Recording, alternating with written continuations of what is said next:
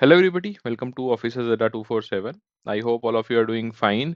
Today, in the increment series, we will be talking about Indian economy and Indian financial system. Now, as you know, that IFS has four modules, out of which module A we are conducting the classes for.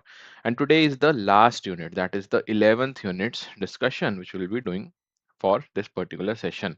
The chapter's name is Issues Facing Indian Economy. You can say that it is one of such chapters in module A where the weightage is less, but certain data points are very, very important. So let's go through those data points one by one. But before that, let's try to address that what are the issues which our economy is facing. Now, as you might have studied from unit 1 till unit number 10th, all those important issues, be it the slowdown in the economic growth, or for that matter, we have higher poverty level, unemployment levels are really high. In the infrastructure chapter, you should have seen that no good social infrastructure is present in our country right now. Along with that, we also lack somewhere down the line in the globalization process. But in this chapter, that is unit number 11, we'll be focusing on two or three broader threads only, starting off with the slowdown in economic growth. तो जैसा कि आप सब जानते हैं कि यहाँ पे मोर और लेस आपके पास इकोनॉमिक ग्रोथ जो होती है वो किन पैरामीटर्स पे डिपेंड करती है। सबसे पहला तो आपकी जो वर्क फोर्स है वो कितनी ज्यादा जॉब्स में इन्वॉल्व है। जॉब क्रिएशन होगी, production level will become high and ultimately आपको इकोनॉमिक ग्रोथ देखने को मिलती है। तो इन अ वे वी कैन से कि जो इश्यूज हैं हमारे देश में कहीं ना कहीं उनकी रूट कॉज जो है that is your unemployment level. Unemployment high होगा, लोगों के पास सैलरी नहीं आएगी, they won't be able to save anything. Savings नहीं हो रही हैं, एसेट क्रिएट कैसे होगा हमारे देश में, और एसेट क्रिएट नहीं हो पाएगा तो इकोनॉमिक ग्रोथ का तो चांस ही नहीं है। So slow down in economic growth is there, yes you can say that. हालांकि अगर हम ग्लोबल लेवल पे कंपेयर करें तो right now our economy is doing well. इसमें सबसे नोटिसेबल चेंज जो आया था वो आया था कोविड 19 में we have seen a negative growth rate. भाई नेगेटिव ग्रोथ रेट था and gradually we achieved the positive growth rate thanks to the intervention of government। सरकार ने आपके पास अलग अलग पैकेजेस जो है इंट्रोड्यूस किए थे आत्मनिर्भर भारत पैकेज के under, and ultimately our growth story was written from there. But 2021 के अंदर due to the pandemic Covid 19 आपके पास इकोनॉमिक डिक्लाइन देखने को मिला था। However, the economy witnessed a strong rebound in 2021, recording a growth rate of approximately 9%. Subsequently, growth rate was stabilized at around 7%. तो ऐसा नहीं है कि हमारे देश में persistently जो ग्रोथ रेट है वो कम रहा है। कभी कभी हुआ है ऐसा कुछ पर्टिकुलर रीजंस की वजह से, चाहे वो आपके एक्सटर्नल रीजंस हो या फिर इंटरनल रीजंस हो हमारे देश के, कि economic growth may be it might slow down, but ultimately our government our policy makers they are quick to identify the reasons and they want कि जल्दी से जल्दी जो आपका रिवर्सल है वो हो जाए towards the economic growth. And इस पर्टिकुलर चैप्टर में आप देखेंगे, अगर आपने खुद से पढ़ा होगा ये चैप्टर, तो काफी लेंदी लेंदी डिस्कशंस हैं fine, but for our examination we just need crisp material जो कि आपको हमारे प्लेटफॉर्म पे मिलेगा। First thing is your economic growth. Slowdown in the economic growth is there. Then the next important issue which we face, or for that matter, the root cause is your unemployment. We do not have jobs in our country. Job creation is not there जितना होना चाहिए। हालांकि India is praised for the demographic dividend, कि हमारे देश में जो work force है वो अच्छी खासी अभी प्रेजेंट है as compare to other developed nations also. हम तो डेवलपिंग है, डेवलप्ड नेशंस के कंपैरिजन में भी हमारा जो एज ग्रुप है जो कि वर्किंग फोर्स के अंदर आता है that is huge. Still jobs उतनी नहीं है, पोटेंशियल है yes, but opportunity is not there। And according to the data of Center for Monitoring Indian Economy, अगर हम कोविड की ही बात करें उस टाइम पे job loss was there, 1.8 crore salaried jobs were lost. And उसके बाद से कहीं ना कहीं we are not able to recover. Economy overall recover कर गई yes, but unemployment levels are still there. और उससे भी ज्यादा जो आप देखोगे हमारे देश में that is under employment. Fine, आपके पास है मेडिकल की डिग्री, फाइन, आपने मेडिकल की डिग्री की है, right now you are doing some clerical level job, fine.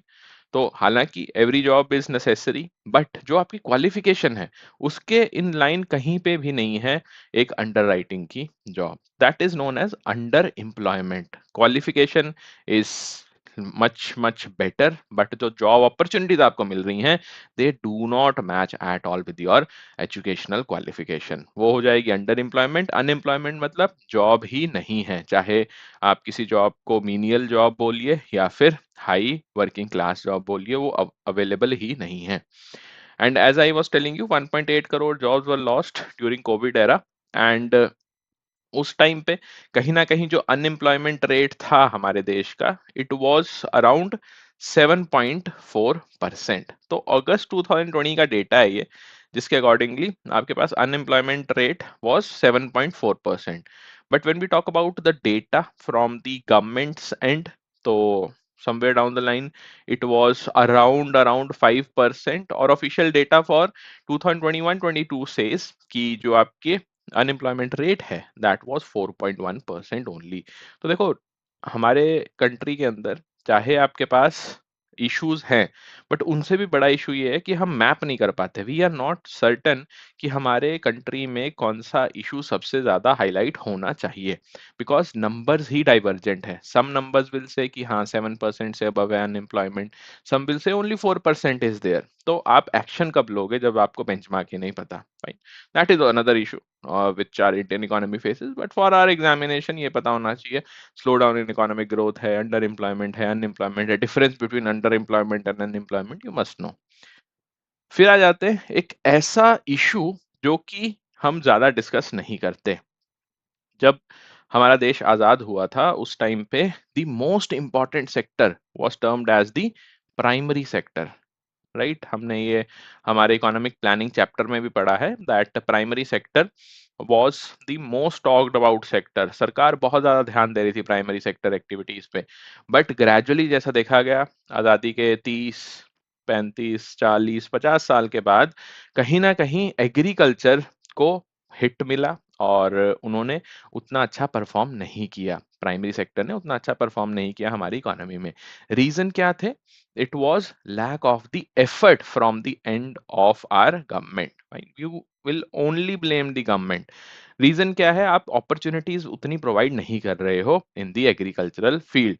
जैसे हम एग्जांपल लेते हैं फॉरेन कंट्रीज का, लेट्स सपोज इजराइल का आप एग्जांपल लीजिए, there you will find that yes mechanization of agriculture was there, और उन्होंने उसी पे कैपिटलाइज किया। उनके पास तो फर्टाइल लैंड भी नहीं है उतनी जितनी इंडिया के पास है, still the farmers are doing really very well as compare to our country. तो what we can do as a country कि आप ग्लोबल एग्जाम्पल्स को कहीं ना कहीं स्टडी कीजिए, अडेप्ट कीजिए उन मॉडल्स को, उन ग्लोबल एग्जाम्पल्स को in line with the conditions of your country, and कहीं ना कहीं दोबारा से हमें प्राइमरी सेक्टर को रोबस्ट बनाना होगा।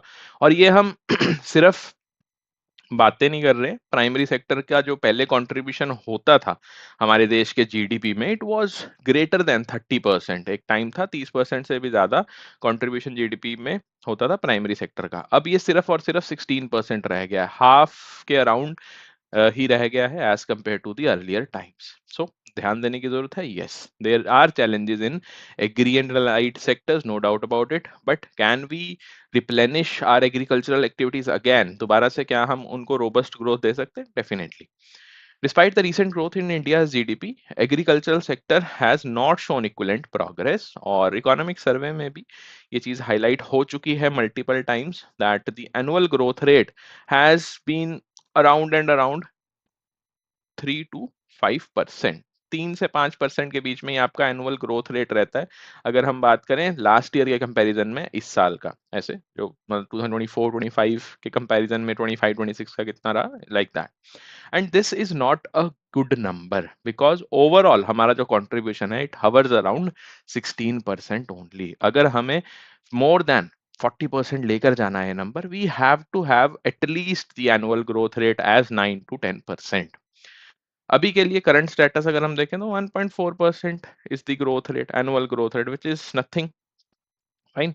तो over a period of time you will find कि जब आपका 35% जीडीपी कंट्रीब्यूशन था 90s में, now it has just been above 15%, 16% के अराउंड है अभी, 16.1 आई गेस.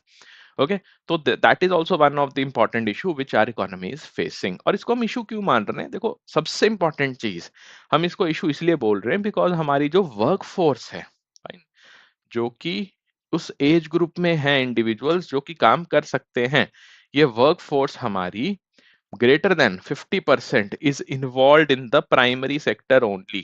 खेती बाड़ी में ही इन्वॉल्व है वो आज के टाइम में भी, जबकि सिर्फ और सिर्फ 16% की ही आउटपुट वो सेक्टर दे पा रहा है. That is an alarming situation. तो इसको टैकल करने के लिए various various you can say policies have been framed. Doubling the farmers income भी लेकर आए थे हम, बट थैंक्स टू कोविड वो भी नहीं हो पाया. So let's see what the government will do. But yes, for the examination, you should keep in mind कि yes, agriculture is also facing some challenges. फिर आ जाते हैं डेटा पॉइंट पे. जो डेटा पॉइंट है हमें याद रखना है वो है पॉवर्टी का. अब देखो, पॉवर्टी एलिवेशन प्रोग्राम्स, हम ऐसा नहीं है आज ही बात कर रहे हैं. Since 1960s we are talking about poverty elevation, और फिर उसके थोड़े सालों बाद गरीबी हटाओ का स्लोगन भी आया था हमारे देश में. तब से लेकर आज तक भी हमारे पास पॉवर्टी इरेडिकेट नहीं हुई है. एलिवेशन का मतलब क्या होता है? खत्म करना. तो आज तक भी पॉवर्टी तो खत्म नहीं हुई. इसके लिए स्टेप्स उठाए गए हैं, मेजर्स लिए गए हैं by the government, but it is not in line of eradicating the poverty. कम हुई है डेफिनेटली, बट जो इनइक्वालिटी है वो भी बढ़ी है साथ के साथ.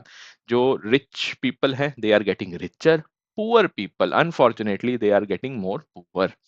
तो पॉवर्टी एलिवेशन के लिए आपको बेंचमार्क चाहिए होता है. इंडिया में तो वो बेंचमार्क हमारी Tendulkar committee and Rangarajan committee है. But when you talk about our examination, these are not part of the syllabus. हमारे सिलेबस का जो पार्ट है that is the data from world bank. तो वर्ल्ड बैंक जो है, सिंस आपने अभी यूनिट 9th कवर किया है, यू मस्ट हैव स्टडीड कि जो वर्ल्ड बैंक ग्रुप है उसका सिंगल मोस्ट इंपॉर्टेंट एजेंडा क्या है. It is to elevate the poverty. और पॉवर्टी एलिवेशन की हम डिस्कशन कर रहे हैं, data from the World Bank group becomes automatically important. So according to the World Bank, if a person is living on $3 a day or less, then he or she is living in extreme poverty. Fine. $3 या उससे कम per day अगर आप एक individual को देखते हैं वो कमा रहे हैं, then they are living under extreme poverty. और एग्जाम में यही क्वेश्चन आएगा, what is the benchmark? It is $3 per day. Earlier it was 2.15. इसके बाद 3.00 इज द नंबर जो हमें याद रखना है हमारे एग्जाम के लिए. बुक से अगर आप पढ़ रहे हो तो उसमें और भी पुराना डेटा दिया हुआ है, it was 1 point something. But अभी अगर आप ये लेक्चर देख रहे हैं, आई वुड हाईली रिकमेंड कि याद रखिएगा $3 अ डे और less is the new benchmark. According to the last released official data जो कि 2011 में आया था, 268 million people in India, they were suffering, or you can say surviving on less than $1.90 per day. This is the old data, जहाँ पे book में भी यही दिया हुआ है हमारे पास कि 268 million people in India, they are surviving on less than 1.90 a day, जो कि पहले थ्रेशोल्ड लिमिट थी आपकी वर्ल्ड बैंक की to describe the extreme poverty. अब ये कितनी है? It is $3 per day. ये एक डेटा हो गया $3. फिर 268 million people in India extreme poverty. Then we have one more important data जो कि रूरल अर्बन डिवाइड को इंडिकेट करता है. According to the Planning Commission of India 2011-12 का जो एस्टिमेट है, 25.7% of rural population, 13.7% of urban population, they reside below the poverty line. तो BPL में रूरल पॉपुलेशन की मैं बात करूं 25.7%, अर्बन एरियाज में this number goes down to 13.7%. तो ये 4 डेटा पॉइंट्स आपको याद रखने हैं. They are highly important for your exam. Unit 11 से कोई क्वेश्चन आएगा, सबसे पहले तो यही पूछा जाएगा, उसके बाद में भी कुछ कॉम्प्लिकेटेड स्टेटमेंट्स आपको दे दे. But yes, these 4 data points you must remember. फिर आते हैं एक टॉपिक पे जो कि है जॉबलेस ग्रोथ. अब देखो, बुक के अंदर तो इट इज डायरेक्टली मेंशन कि हाँ जॉबलेस ग्रोथ है हमारे देश में, because we are not able to provide the job opportunities. अभी हमने देखा that in our country there is huge unemployment, और उसको एड्रेस करने के लिए हम मेजर्स ले रहे हैं. बट साथ के साथ वी ऑल्सो से कि हमारी कंट्री में इकोनॉमिक ग्रोथ तो अच्छा है। फाइन, अभी भी आपने न्यूज में देखा होगा that RBI is also optimistic. अभी कल ही एनएसओ का भी डेटा आया है about the GDP which states optimism in the economy. तो इकोनॉमिक ग्रोथ तो बहुत अच्छी है आपके कंट्री की, but job opportunities are not there. इसी को हम क्या बोल देते हैं? Jobless growth, a growth story without producing job opportunities. तो पहले हमारे देश में ये सिनेरियो था, बट रिलेटिव टर्म में अगर हम देखें तो आज के टाइम में जॉबलेस ग्रोथ नहीं है। ऐसा कौन बोल रहा है? ऐसा बोल रहे हैं हमारे पीआईबी के scholars. So press information bureau, it is one of the organization which publishes the data points of government, fine। और उस पर्टिकुलर डेटा को कहाँ से एक्सट्रैक्ट किया गया है? From the observer research foundation.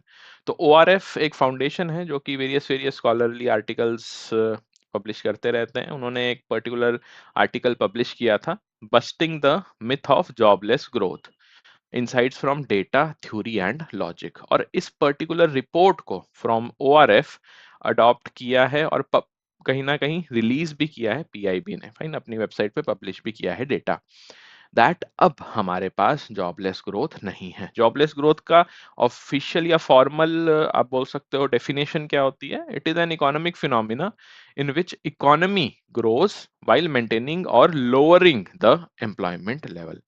आपका एम्प्लॉयमेंट लेवल नहीं बढ़ रहा है तो किसी एक बेंचमार्क से ही बढ़ेगा ना। ऐसा तो है नहीं कि हाँ आप compete कर रहे हो यूएसए से। No, you are competing with in the country itself. तो आपके पास या तो सेम ही एम्प्लॉयमेंट लेवल रह रहे हैं या कम हो रहे हैं, बढ़ नहीं रहे।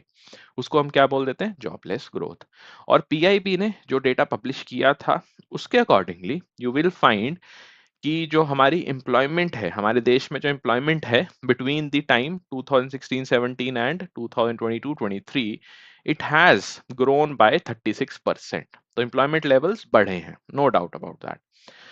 साथ के साथ इसी टाइम पीरियड में 2016-17 एंड 22-23 के बीच में you will find that the GDP has also grown over 6.5%। तो आपके ग्रोथ रेट भी बढ़ा है एंड जॉब्स भी बढ़ी हैं। तो आप बोल सकते हैं कि जॉबलेस ग्रोथ है? Answer is no. ओके। फिर उसके बाद PLFS, periodic labour force survey, periodically ये डेटा रिलीज करते रहते हैं for the employment scope as well as the labour force participation in our country. तो इन्होंने जो डेटा पब्लिश किया है that from 2017 to 23, it also suggests that the worker population ratio has increased by almost 26%। तो 26% के around you will find कि आपकी worker population ratio भी बढ़ी है।